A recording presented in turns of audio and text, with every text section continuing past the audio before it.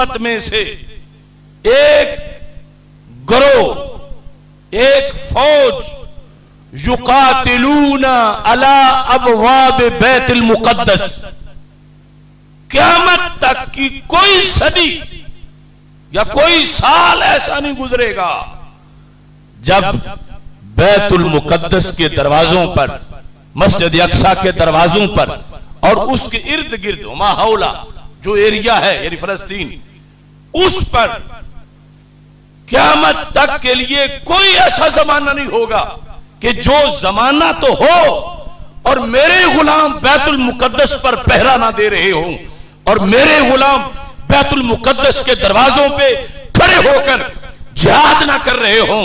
फरमाया क़यामत आ जाएगी, मेरे गुलाम बैतुल मुक़द्दस का सौदा नहीं होने देंगे, जानें दे देंगे नस्ल दर नस्ल, मगर बैतुल मुक़द्दस से दस्तबरदार नहीं होंगे।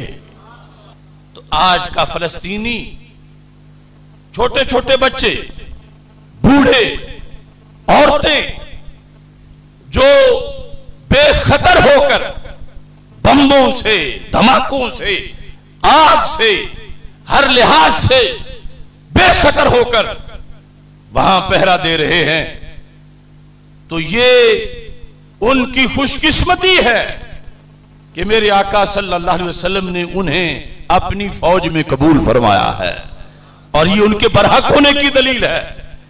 यानी इससे पता चला कि जो हाकिमाने वक्त यहूदो नसारा की गोद में बैठे हैं वो पसंद नहीं अल्लाह को, वो धुतकारे हुए हैं, और ये जो नहत्ते होकर भी वहां पर ईंटों के साथ, पत्थरों के साथ, छोटे छोटे रोड़े लेकर बादल के साथ लड़ रहे हैं, जिहाद कर रहे हैं, सरकार ने इनको उस वक्त देख लिया था और फरमाया क़यामत तक मेरी उम्मत का एक लश्कर बैतुल मुक़द्दस और उसके इर्द गिर्द इलाकों पे हक की अज़ानें देता रहेगा। साथ ये इरशाद फरमाया ला यदुर्रुहुम खिज़लानु मन खज़लहुम, ला यदुर्रुहुम, उन्हें दुश्मनों की दुश्मनी नुकसान नहीं पहुंचा सकेगी। खिज़लान का मतलब होता रुसवाई। ला यदुर्रुहुम खिज़लानु मन खज़लहुम, कुफर जितना भी इकट्ठा होके आ गया, उनको दुश्मनों की दुश्मनी कभी रुसवाई नहीं दे सकती। ज़ाहिरीन अलल हक़ इला अन तक़ूम अस्साअह, क़यामत आ जाएगी लेकिन ये कभी भी हक का परचम नहीं छोड़ेंगे और हक का झंडा बुलंद करके रखेंगे। उधर कुरान से 2 आयात मैंने पढ़ी, उनमें उतना जो अल्लाह का फरमान है, उतना हम लौटेंगे, हम बदला लेंगे, हम इनको मारेंगे।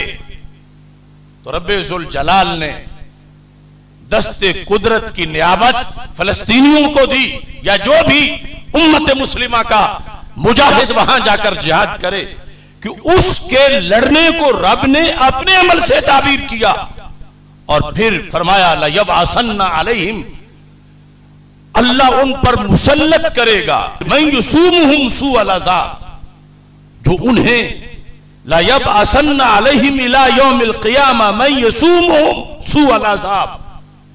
तो इस बुनियाद पर 2 आयात और ये हदीस, अहदीस भी मुतअद्दिद हैं, ये है असल कुव्वत उन मुसलमानों की, और यही कुव्वत है हर इलाके में जिंदा रहने वाले मुसलमान की। और इसमें मैं थोड़ी सी इसकी वजाहत भी करना चाहता हूं, क्योंकि हमारे आका सल्लल्लाहु अलैहि वसल्लम का एक दूसरा फरमान है पूरी दुनिया के लिहाज से, उसमें यह है कि लन यज़ाला अम्र उम्मती मुस्तकीमा, क़यामत तक के लिए मेरी उम्मत का एक ग्रोह सीधा रहेगा, मुस्तकीम रहेगा, यानी सिराते मुस्तकीम पे रहेगा। ला यदुर्रुहुम मन खज़लहुम, उनको कोई नुकसान नहीं पहुंचा सकेगा अब इस पर हजारों मुहक्किकीन का एक ही जवाब है कि ला यदुर्रहुम के लफ्ज सच्चे हैं, लन यदुर्रहुम जिन अहादीस में है ये लफ्ज सच्चे हैं। और फिर उधर कई हजार शहीद हो गए, कई 10,000 शहीद हो गए, कहीं इतने जख्मी हो गए। तो मतलब क्या है? इधर हदीस कहती है उनका कोई बिगाड़ कुछ नहीं सकता। क़यामत तक के लिए मेरी उम्मत की एक जमात ऐसी है हक पर कायम रहेगी, दुनिया की दुश्मन कुव्वतें उनका कुछ बिगाड़ नहीं सकती। और दूसरी तरफ हर सदी में कितने लोग शहीद हुए, और वो तो आगाज में ही यजीद के मुकाबले में सैयदना इमाम हुसैन रज़ी अल्लाह ताला अन्हु शहीद हो गए। तो लई यदुर्रहुम या ला यदुर्रहुम का मतलब क्या है?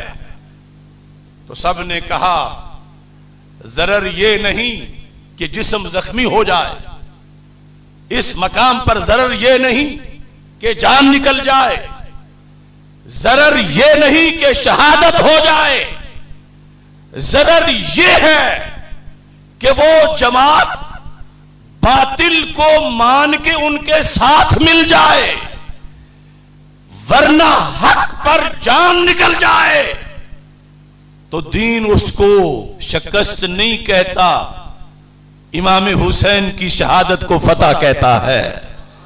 और क़यामत तक के लिए जो उस रास्ते में है अगरचे वो शहीद हो जाए, ये सरकार फरमाते हैं कोई नुकसान नहीं, क्योंकि ये तो आरजी जिंदगी है, असल मसला तो दायमी का है।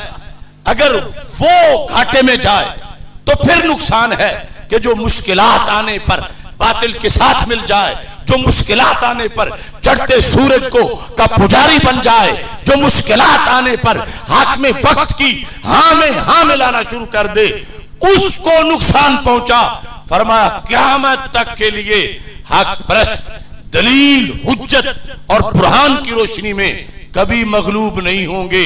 हजारों टैंक तोपें मिसाइल उनकी दलील को सरनगू नहीं कर सकेंगे, वो मौत के मुंह में खड़े होकर भी हक की अज़ानें देते रहेंगे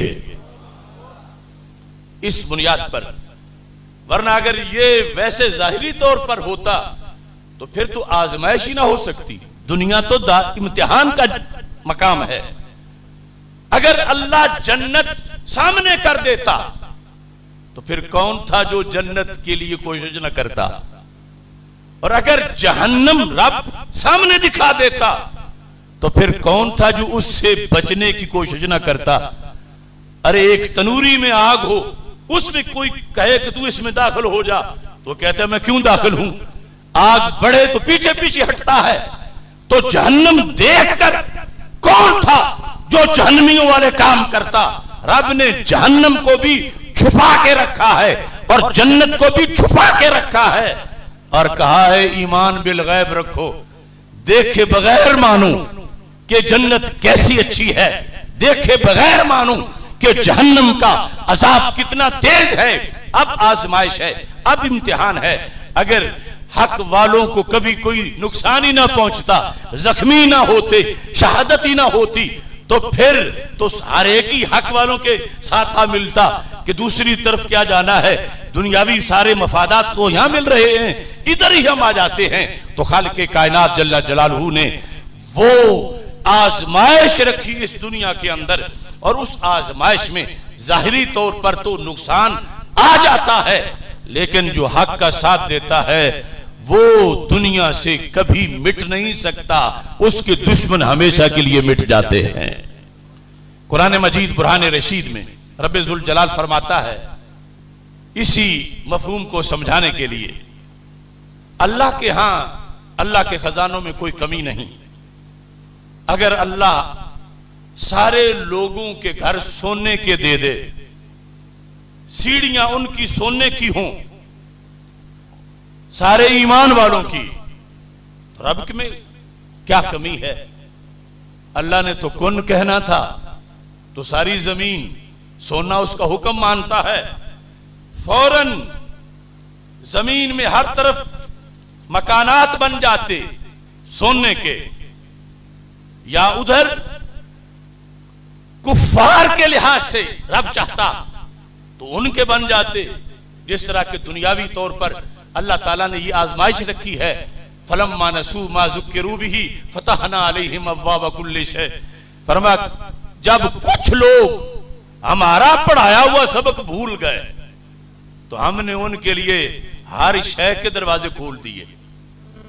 हालांकि सबक भूले हैं तो अल्लाह की तरफ से जो कुछ मिलता है कभी तो इसलिए कि बंदा